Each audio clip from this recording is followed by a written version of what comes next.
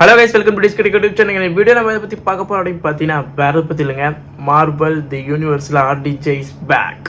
இந்த வாட்டி ஹீரோவா இல்லை, இந்த வாட்டி வில்லனாக நான் வந்திருக்கேன்டா அப்படின்ற ஒரு அனௌன்ஸ்மெண்ட் இன்றைக்கி மார்வல் கிட்ட இருந்து.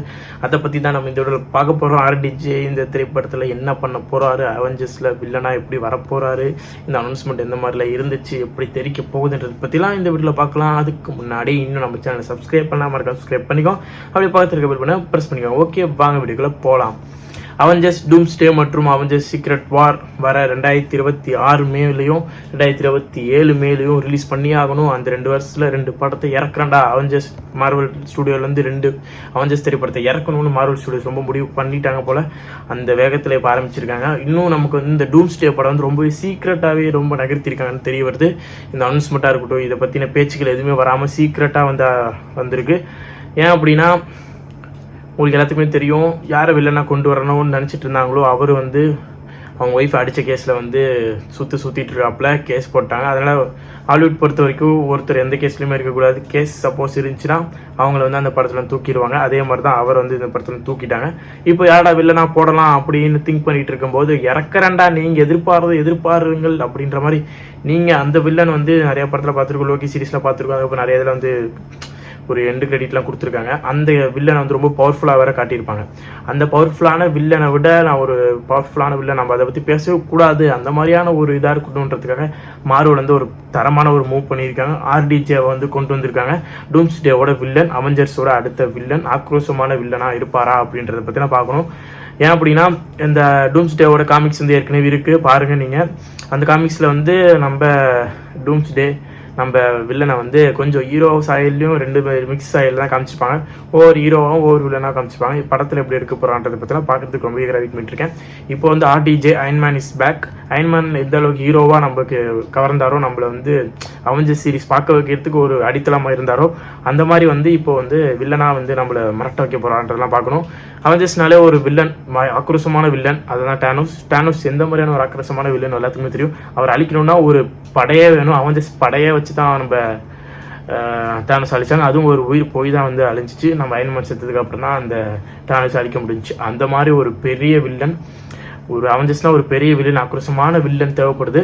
அப்போ நம்ம டூம்ஸ்டே, நம்ம டாக்டர் டூம்ஸ்டே, அவரை வந்து நம்ம நம்பணும். RDJவை நம்ம ஒரு வில்லனாக நம்பணும். ஒரு ஹீரோவை பார்த்துட்டோம், இப்போ அவர் வில்லனாக நம்பணும்னா அவர் ஒரு பெரிய வில்லனை வந்து உருவாகணும். அதுக்கு வந்து எப்படி உருவாடுறன்றதை அடுத்தடுத்த படத்தில் பார்ப்போம். ஃபேண்டாஸ்டிக் 4லேருந்து தான் அவரை காட்ட போகிறாங்களாம். பொறுத்து வந்து பார்ப்போம் ஃபேண்டாஸ்டிக் 4ல் எந்த மாதிரி இருக்க போகுதுன்றதை பற்றிலாம் பார்ப்போம். ஃபேண்டாஸ்டிக் 4ல் வந்து அவர் கேமியோ வராரு. அந்த கேமியோவில் எந்த மாதிரி இருக்க போகுது, அவர் எப்படி வில்லனாக காட்ட போகிறான்றதை பற்றிலாம் பார்ப்போம். டூம்ஸ்டே படம் இருக்குன்னு ஆரம்பிச்சிட்டாங்கன்றது எனக்கு தெரியல. சப்போஸ் இந்த படம் நான் ஆரம்பிக்கலன்னா அந்த 2026 மேக்குள்ளே வரது வாய்ப்புகள் இல்லை. அதே மாதிரி டிசம்பரில் வரதுக்கு நிறைய வாய்ப்பு இருக்குது.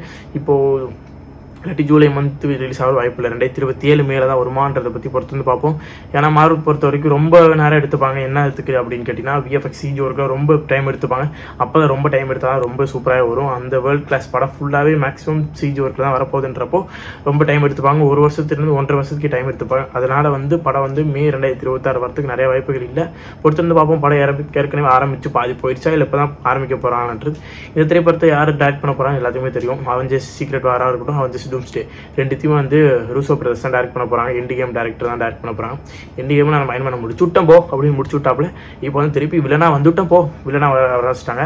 ஏன்னா அவரோட கேரக்டர் வந்து எல்லாத்துக்கும் ஆழமாக பிறந்துருச்சு, நம்ம RDJவோட கேரக்டர். அதனால் அவர் எப்படியாச்சும் கொண்டு வரணும் அப்படின்றதுனால ஒரு புதியதாக விதமாக நம்ம அவெஞ்சர்ஸ்க்கே ஒரு அடுத்த வில்லனாக வந்து கொண்டு வந்திருக்காங்க. இந்த வில்லன் எந்த அளவுக்கு நமக்கு எஃபெக்டாக இருக்க போகுது, எந்த அளவுக்கு நம்ம ரசிக்கும்படியாக இருக்க போகுது. ஒரு ஹீரோவை பார்த்துட்டு அவர் திடீர்னு வில்லனாக பார்க்க வைக்கிறீங்களா அப்படின்னு மார்வல் ஃபேன்ஸ் பாதி பேர் கதற. இன்னொரு பேர் வந்து கொண்டாட அவரோட என்ட்ரிக்கே வந்து பல பேர் இப்போ வந்து ஃபயர் அவுட் விட்டுருக்காங்க. RDJ இஸ் பேக்னு மார்வல் ஸ்டுடியோஸ் தரமான ஒரு முடிவு எடுத்திருக்கான்ற பற்றிலாம் நம்ம வர காலங்களில் பார்ப்போம்.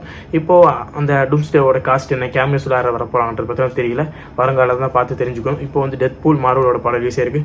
மரண மாசான ஒரு ரெஸ்பான்ஸ் கொடுத்துட்ருக்கு. அந்த ரெஸ்பான்ஸோட இப்போ வந்து அடுத்த டூம்ஸ்டே படத்தோட அப்டேட்டையும் வந்து இப்போது அறிவிச்சிட்டாங்க. இப்போது இதை தவிர வேறு என்னங்க வேணும்? நாயகன் மீண்டும் வரார் மாதிரி மாஸ்கை கழட்டி ஒரு இன்ட்ரோ கொடுத்தாரு பாருங்க, அது தெரிச்சிச்சு. நம்ம ரூசோ பிரதர்ஸோட டைரக்ஷன் தெரியும். பொறுத்து வந்து பார்ப்போம் எந்த அளவுக்கு வரப்போகுது. டூம்ஸ்டே படமாக இருக்கட்டும், அடுத்து வர நம்ம கேமியோஸ் ஃபேண்டாஸ்டிக் 4 எல்லாமே எப்படி வரப்போகுதுன்ற பற்றிலாம் பார்ப்போம். வெயிட் பண்ணி பொறுத்து பார்க்கலாம் கைஸ். இந்த மாதிரி இருக்க போகுது, எந்தெந்த கேமரஸில் வரப்போகுது, டூம்ஸ்டேவை எந்த அளவுக்கு வில்லனாக கொண்டு வர போகிறாங்க, நம்ம ஆர்டிஜேவோட வில்லனிஸ் எப்படி இருக்க போகுது, அவரை பார்க்கும்போது எப்படி வில்லன் மாதிரி தெரியுமான்றது பற்றி நம்ம படங்களில் பார்த்து தெரிஞ்சுப்போம் கைஸ். ஓகே, நீங்கள் ஆர்டிஜே பேக் என்ன நினைக்கிறீங்க? ஆர்டிஜே திருப்பி மார்வலுக்கு வந்திருக்காரு, அவெஞ்சர்ஸ் யூனிவர்ஸ்குள்ள வந்திருக்காரு, அது ஹீரோவா இல்லை வில்லனாக வந்திருக்காருன்றதை பற்றிலாம் என்ன நினைக்கிறீங்க மறக்காம கமெண்ட்ஸில் கமெண்ட் பண்ணுங்கள். ஓகே, இந்த நியூஸ் உங்களுக்கு எப்படி இருந்துச்சு? மார்வல் அனௌன்ஸ் பண்ணதுக்கப்புறம் எந்த மாதிரி நீங்கள் என்ஜாய் பண்ணீங்கன்றதையும் மறக்காம கமெண்ட்ஸில் கமெண்ட் பண்ணுங்கள். இந்த வீடியோ பிடிச்சா மறக்காம like, share, subscribe two days கிட்ட சேனல். தேங்க்ஸ் ஃபார் வாட்சிங் திஸ் வீடியோ.